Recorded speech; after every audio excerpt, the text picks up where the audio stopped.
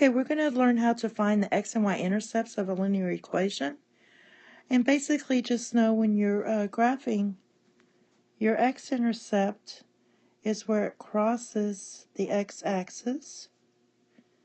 There's your x, so that means that y will always be 0. Your y-intercept is where it crosses the y-axis. That means your x will be 0. And then you just have some line. This would be a negative slope type line.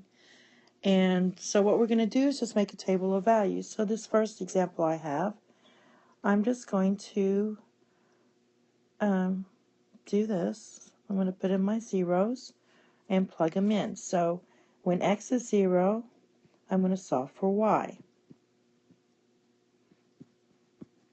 Okay, 5 times 0 is just 0.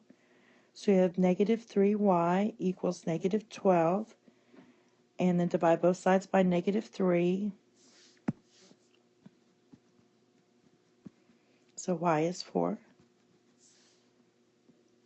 And then when y is 0, I plug in 0. I love these zeros because it makes it really easy to graph. This goes away, and you have 5x equals negative 12. So x equals negative 12 over 5, which you know is bigger than 2. Because if it's negative 10 over 5, it would be negative 2.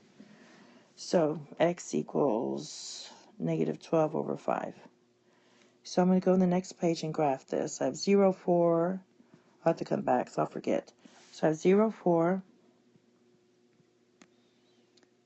And I also have negative 2 and 2/5 and 0. So I'm just going to estimate here. And I connect them. Oopsie. So something like that. And I just used x-intercepts. This was 5x minus 3y equals negative 12. Okay? Now the next one we're going to do is 4x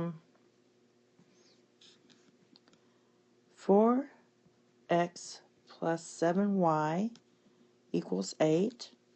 I'm going to do a little table. It looks like tic-tac-toe, doesn't it? Tic-tac-toe. So I plug in 0 here, and when I plug in the 0, the 4x goes away.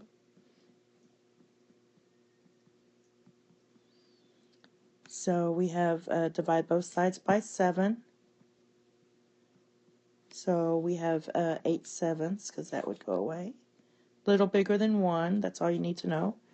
And then when you plug in your y is 0, this portion will go away. So you have 4x equals 8. So you just say what number times 4 is 8, and that is 2. I didn't even divide, I did it in my head. So we have x is 0, y is a little bigger than 1, and then 2, 0 here, 2, 0, and there's your graph. Let's do another one. Why are there so many fractions here? Let's do y minus 6x equals 5.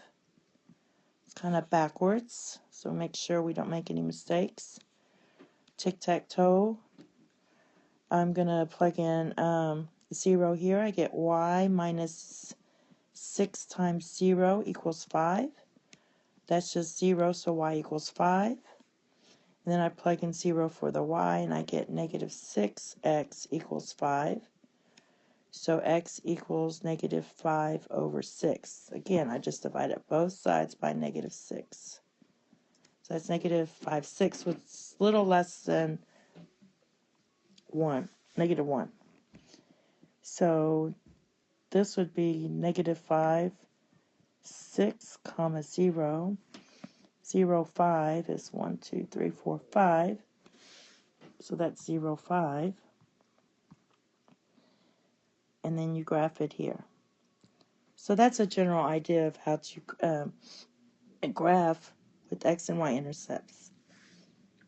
The next video is going to be writing equations in slope-intercept form. We'll talk about what slope-intercept form is and then we're going to find the slope and y-intercept of equations, of the graph of each equation.